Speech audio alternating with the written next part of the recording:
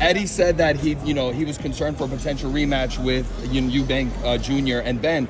What do you think if that's not a fight that he wants to make? How about Ryan Garcia versus a Benn? Is that a fight that you'd be interested in making? No, that's a possibility. But look, I mean, with these rematches, with these types of intense fights taking place, like Conor and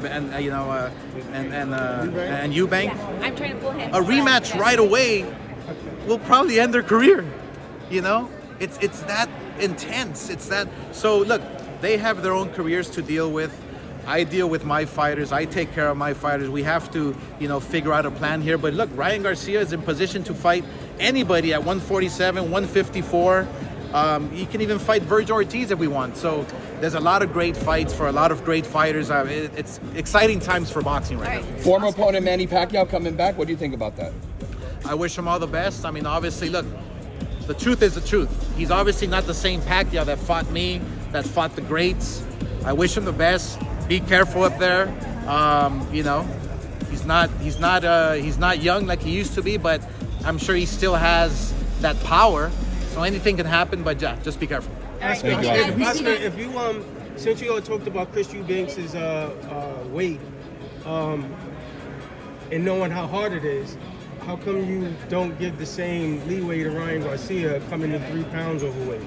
If we saw how hard it was for Eubanks to lose 2 ounces, why do you say that the fight was, a loss for Devin Haney, knowing that Garcia came in 3 pounds overweight?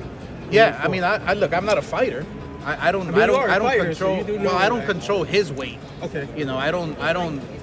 I can tell him, hey, come on, weight, but the fighter's gonna do what they're gonna do. They gave him the fine, and at the end of the day, Devin Haney end up taking the fight. Okay. So if Devin Haney doesn't take the fight, then they reschedule it for some other time. But he took the fight and got knocked out. I think every fighter, and we felt it, every fighter wants to really make a statement. And I'm always saying to fighters, make a statement. Whether you lose, whether you win, you come back for another day. But this time around, I saw every single fighter in their eyes. They want to make a statement. We're going to get some great fights. There's some great matchups, but we got to talk about the A side of all those matchups because they are really rivals with each other. Yeah. Obviously, we'll start with Ryan Garcia. Last time out in New York, he made a lot of noise, and he won on the night, but it ended up being a fallout that wasn't great. How do you make sure that your fighter is focused for this fight and puts all that behind him? No, I mean, look, being a fighter myself, I've been in those types of situations where you have a fight lined up already, but you have to take care of the job at hand. And sometimes it doesn't go right, it doesn't go wrong, but you lose that focus, you lose that edge. So I hope that Ryan is focused, determined, and just lasered on his opponent because he's got a big fight in front of him, but he's got a bigger fight on May 2nd. What does he have to do on Friday to let you know that he is focused? Is it more than just win? Does he need to look focused and maybe get the knockout? I think everybody's expecting the knockout. I think what he has to do is take control of himself, take control of the fight, and then knock him out. I think people want to see, okay, is Ryan really back? Are we going to see the Ryan of old, or are we going to see a new Ryan? I want to see a new Ryan. Are we sure that we've seen the last of the Ryan of old outside the ring?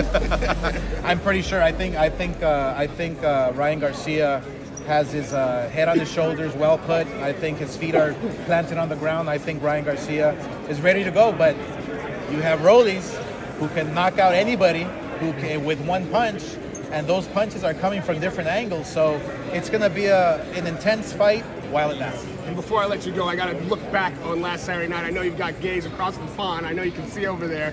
Benn Eubank, what's your reaction to that fight? I was pleasantly surprised of how intense it was every single round.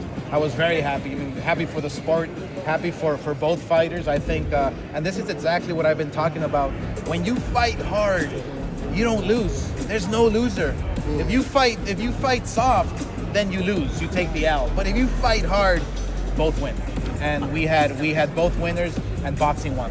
We saw what the issue was with the weight with Ryan last time out. We saw that being an issue for Eubank this time. Yeah. What do you think about this weight division jumping for Izzy, Crawford, and Canelo? Do you want to see this again? There's weight classes for a reason, and this is all, in my eyes, it's all bullshit. I mean, you have to follow the weight classes. You have to follow directions and orders, and that's why we have weight classes. For 1 pound makes a huge difference.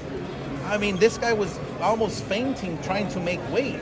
There's weight classes for a reason, but like, who knows? If he was in his proper weight class and not having to shed so much, he probably would have knocked out his opponent. He probably would have knocked him out. So there's weight classes for a reason, and that's it. Oscar. Usyk rematch. What do you think? I love it. Who wins it? I don't know, because I love Usyk after what he did to Tyson, my boy that I love the most. But I think Dubois is a real fighter. He's a nice guy inside the ring. He takes care of business. But I think it's going to be a good fight. But there's something about Dubois. There's something about Dubois that I see. We'll see during fight night. Oscar.